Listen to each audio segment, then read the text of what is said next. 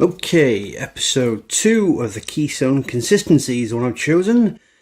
Take a cloud gaze break and downtime journey with people. Let's give this a go. A few moments later. I don't drink coffee at all. I drink water all the time. Yeah. Now you can go. Quick, go. Like solid. So it's Thursday once again, so as Mario would say, let's go, although I'm not gonna do an actual impression of the plumber because it would probably offend everyone who lives in Italy, and probably everyone who works for Nintendo, so moving swiftly on. Let's go! As per your challenge you laid down on Monday, Matt, I sat down and listened to an entire episode of Keystone Consistency. Now, I chose episode 2, now let me get the title right, as this video showed, it's quite lengthy.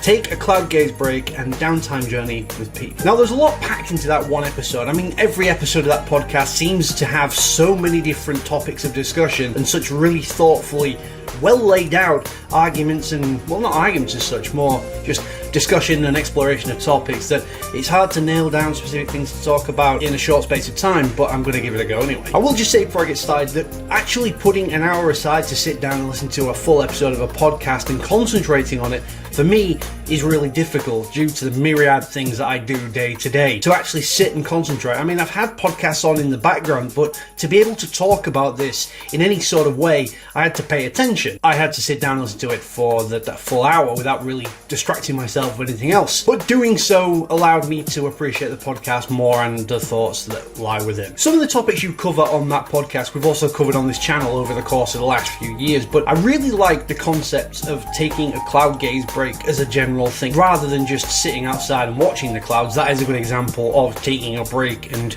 just taking it easy. Something which we've discussed before and that I find it really difficult and really seldom do I actually do that. It's something that's very important to the psyche, to the person, and it helps you put things into perspective. And I like how you both managed to sum that up with the examples there. It's something I really wish I could take the advice on of Faith and you as well as myself. Predominantly working in retail where there's so many manufactured holidays and so many different events to coincide with those and so many different things sold and people panic buying, and of course we're in a pandemic so people are buying more, still buying more than they should.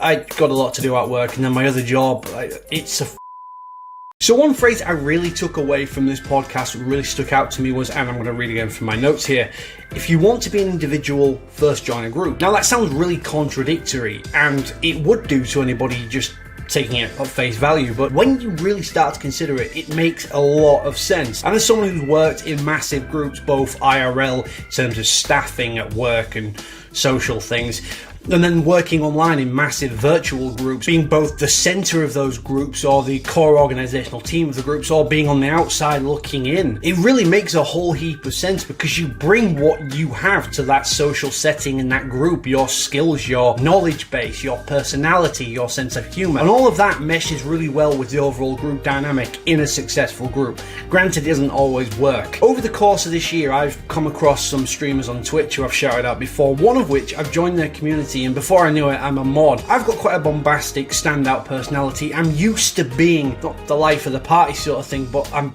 used to being a feature in conversations. I'm used to being a part of things, being the sort of person that people come to for opinions. Not outspoken as such, but I always have an opinion to give if people ask for it, and I've got one of those sarcastic sense of humours and the trollish behaviour, but you know, in kind of a light-hearted way. It's all about the banter, as long as the banter doesn't turn toxic. But being that way, I'm used to being a feature in those groups, so this is why this kind of really resonated with me. And of course, you can be an individual in a group of several hundred people because there's no one like you, no matter how much confidence you may or may not have. Everybody has those unique traits that make them, both negative and the positive, and it's important to always remember that. And to end on this brief conversation about that podcast episode, one thing I've made notes about here is the ending. Obviously, you answered questions for the first time during that second episode from people submitting questions to you. And the last question, when you asked, is there any more questions, and Faith replied, yes, boxes or briefs. That amused me. That really did tickle me because you've got this really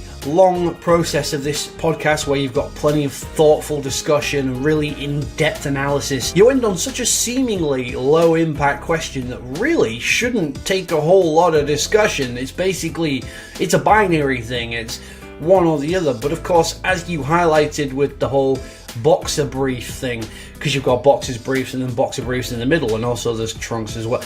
All that kind of thing. That nothing is ever as simple as it first appears, but to end on such a light-hearted tone that it's almost a parody question compared to some of the other stuff you've covered in the podcast, the deeper things, and then you get to boxers or briefs. It's that comparison, that kind of the synergy with the serious to the light-hearted, and then you still manage to make it into a 2-minute conversation about different types of boxers or briefs or boxer briefs or trunks or other sort of underwear are available. Myself, it's more boxer briefs. Not that you need to know that, I just thought I should answer the questions and I've been talking about it. But anyway, that's me briefly talking about an episode of your podcast, The Keystone Consistency. I nearly have to stop myself and say that again every time because it's a bit of a tongue twister when you aren't used to it. Have a great day, keep mattering, and I'll see you on Monday for more things that matter. They are a keystone of this channel, and consistency is important.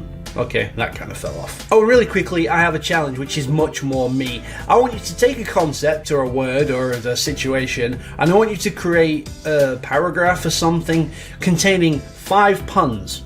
Now, you can't explain the puns, you just have to say them, and I'll see if I can work them out what the puns were, because sometimes it's easy to work a pun out by how it's written down. So, spoken word, it takes a certain bit of skill to be able to use a pun effectively. Keep punning.